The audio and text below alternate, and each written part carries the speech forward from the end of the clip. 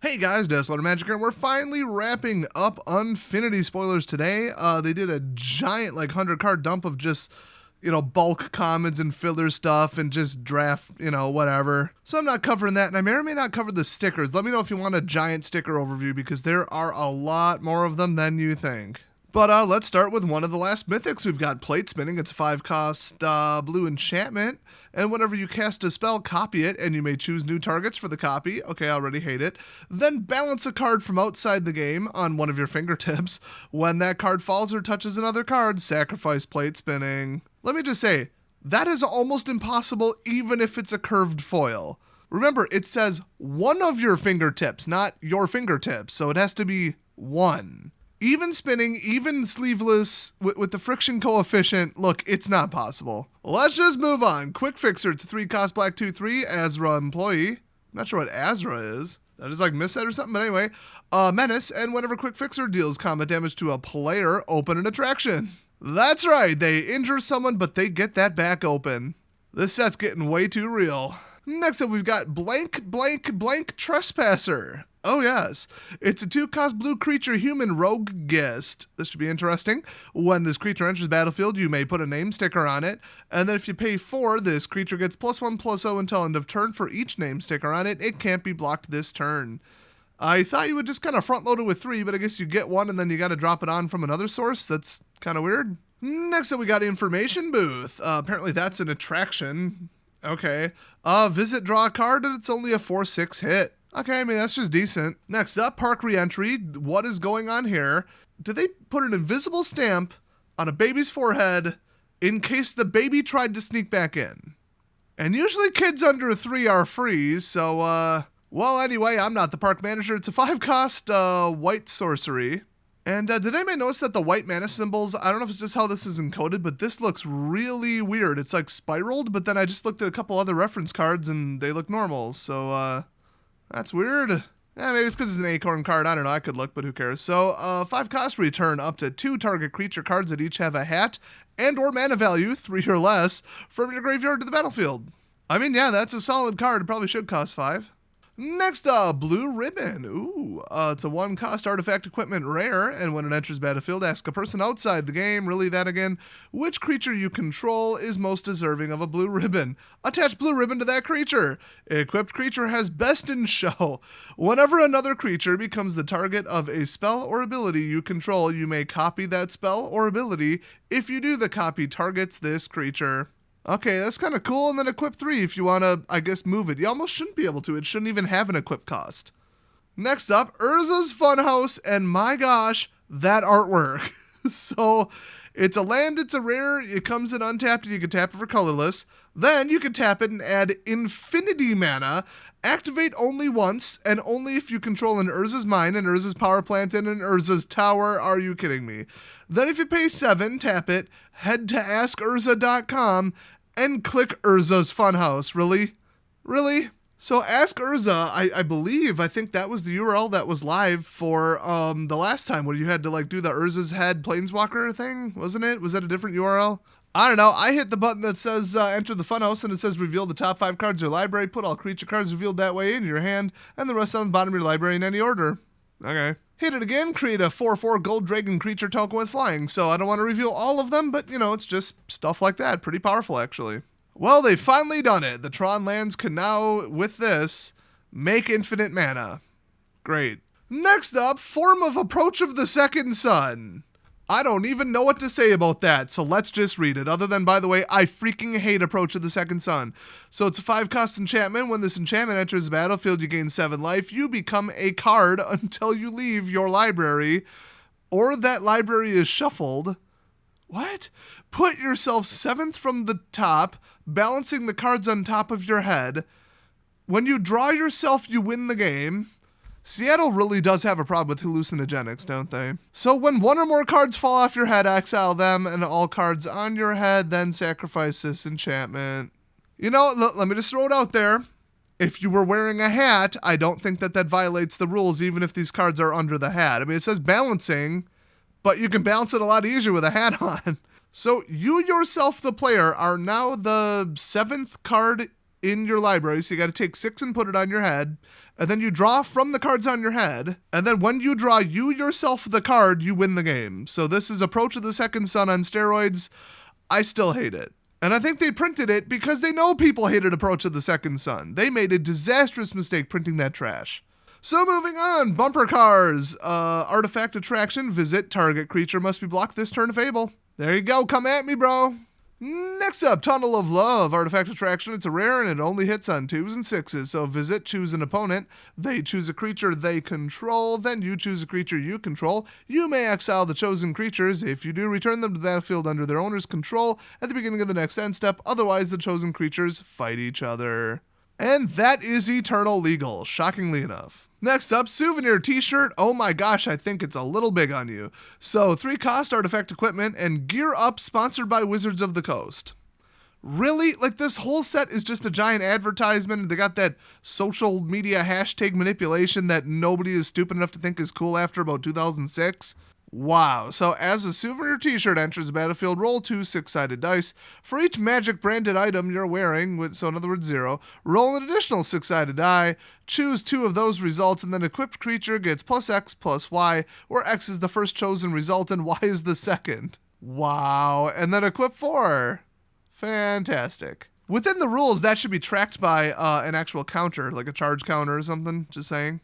I am actually shocked, but not really, that this is a silver bordered card instead of an Eternal Legal one. It just seems like something they would do. Next up, Paradise Lost. It's a 5-cost green instant, roll 2 6-sided dice, return any number of cards with total mana value X or less from your graveyard to your hand, where X is the total of those results. Exile Paradise Lost. That is actually a really powerful card, and now a parody of the book Paradise Lost is Eternal Legal, so have fun with that. Next up, Standard Procedure. Oh yes, one of those hated artworks in the History Magic is back, looking just as awful as ever. Boy, somebody just direct her straight to the complaint department so she can tell about how much she hates men and men are ruining the theme park. So this is Mythic. It's an instant and it appears to cost 1, but then if you pay 1, so it's a spell with an ability, we haven't actually seen that in a while, that is a thing though, reveal Standard Procedure from your hand. Oh, okay, so it's a castless spell. Okay, it's like an ability spell. Well, you'll see. Choose an instant or sorcery card with mana value 3 or less, currently legal in the standard format. Standard Procedure becomes that card until end of turn. Okay, that's what they're doing. Here, let me save you some time. Angel's Grace, split second, you can't lose the game this turn and opponents can't win the game this turn. 1 cost, white, time spiral. Yeah, I mean, it's neat, but people are just gonna be whipping out their phones and be like, hold on, I'm gonna check if there's something better in this. So I think there was something, what was the name of this? Kind of sad that, I hate to say, Conspiracy 1 and Conspiracy 2 looked and almost definitely were more fun and enjoyable to play than an unserious set, pun very much intended. This just looks tedious, annoying, slow. Just all of this, it looks so bad. This does not look remotely fun. And I've been to an undraft and it got kind of nuts, okay? Or unsealed, I don't remember what it was. It was pretty fun and interesting. That was the one with contraptions. But it kind of functioned like a real set with a couple quirky little things. This, they just went completely overboard. And they added things that aren't fun. Speaking of that, Icing Manipulator. That's right. It's an Icing Manipulator pun. Hooray. Love that cake, though. What is that? So it's a 2-cost green creature, human employee, 1/3. Each 1/1 counter on a creature you control is also a food token. So that means it's an artifact with pay 2, tap it, sack this artifact, you gain 3 life. And then if you pay 4 and tap it, roll 2 6-sided dice. For each odd result, put a 1/1 counter on a creature of your choice, activate only as a sorcery. Nice. Next up, Strength Testing Hammer. It's a 1-cost artifact equipment. Whenever equipped creature attacks, roll a 6-sided die. That creature gets +X +O until end of turn, where X is the result. Then, if it has the greatest power or is tied for the greatest power among creatures on the entire battlefield, draw a card and then equip 3. Okay, I mean, that's just good. So you have to attack first and roll second, which means you don't know what it's going to be. So this is actually extremely powerful. Now, it's a 1-drop and equip 3. That's reasonable. And it's Eternal Legal. We might, I'm not even kidding, see this in like competitive series formats. Because this is really powerful. I mean, at least Commander, who wouldn't run this? This is way too good.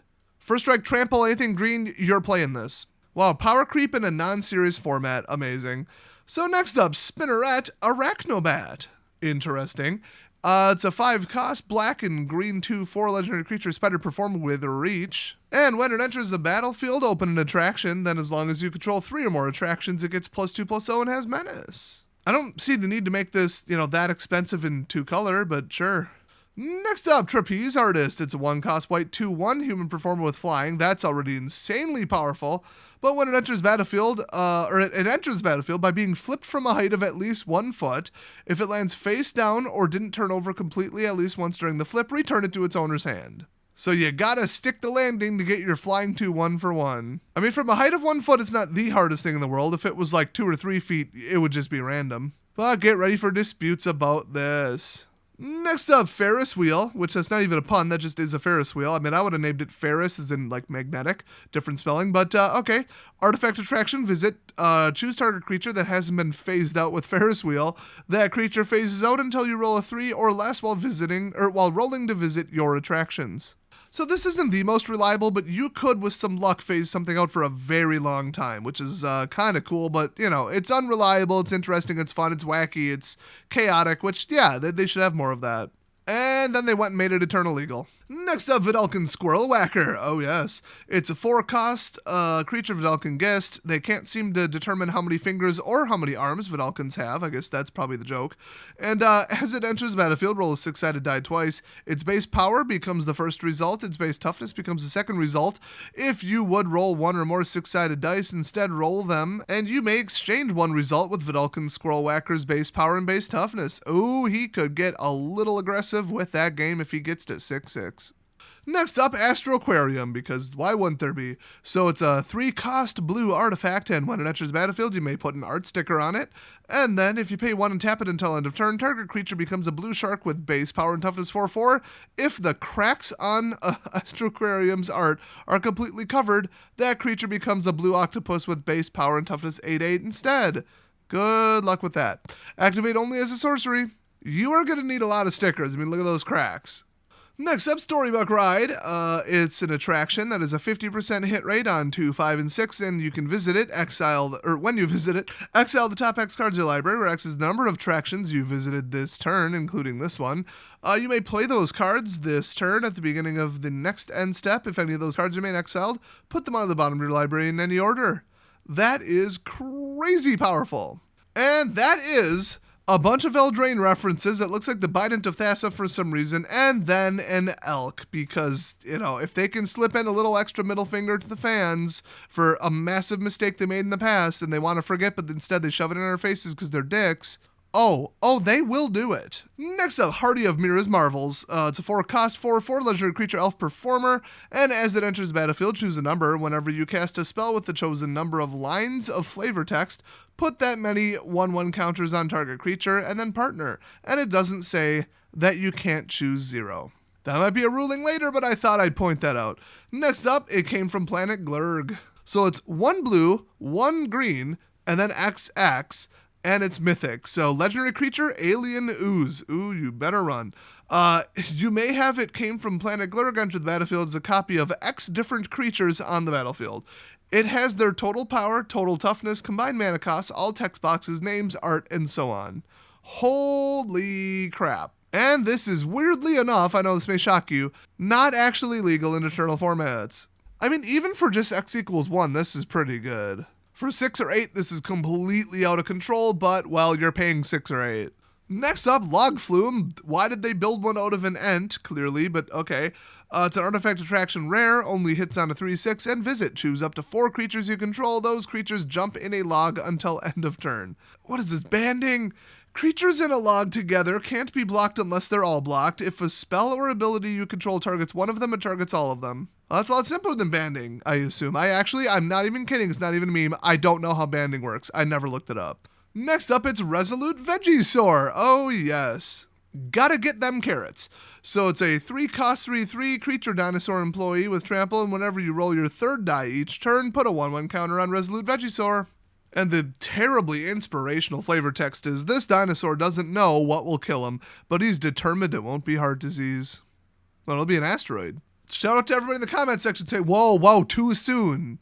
Shut up. Next up, Swinging Ship. It's a rare attraction, and it is triggered on a 2/6, and with Visit, you get, after the first combat phase this turn, there's an additional combat phase. I hate that ability, by the way. At the beginning of that combat, untap all creatures that attacked this turn. Ooh, it's coming back for you. I feel like that wouldn't even have good synergy unless the rest of your deck is built around it. It would have to be fast and all that. I just don't see it. But next up, Bounce Chamber. It's an attraction artifact, and Visit. Return a creature you don't control with the lowest toughness among creatures you don't control to its owner's hand. Oh yeah, I do love the trampoline cards, and now this is quite literally a trampoline card. So that's it. I mean, like I said, if you want to go see every single card, the entire set, I don't know why you would want to do that. Just go to like mythicspoiler.com and check out their giant dump of all of the commons. There's like, I don't know, at least 100 more, I think. Wow, but let me know down below if you want me to cover the sticker cards, because it's certainly interesting. But there's not much to it. I mean, I'm sure, just what every ticket cost and ability and everything, and, that they're all there. And the name words are only relevant on, like, a couple cards, and I don't remember how, and it has something to do with, like, vowels and alliteration, and who knows. And then, yeah, the power and toughness not terribly exciting. I mean, the abilities, hey. I guess the art stickers are interesting. I don't know, there's not much to say about them, so I don't know. Most people didn't seem too interested. They're just gonna run it on the fly. People have asked, well, are they like lands? Are they like tokens where you have unlimited copies of them? Or is it only what you drafted? Or is there like a pool? Or does your store have like a bunch of them? Or can you borrow them from your friends? Can you just say, I'm putting a hat sticker on it and then not actually do it? My guess is after the Cracking Glass Aquarium, no. I don't get it. It's just one more reason that any kind of like pre-release event or draft or whatever with this is going to be awful. So, it is what it is, I guess. Well, we finally reached the end. Leave a like if you tolerated this, and I'll see you guys next video.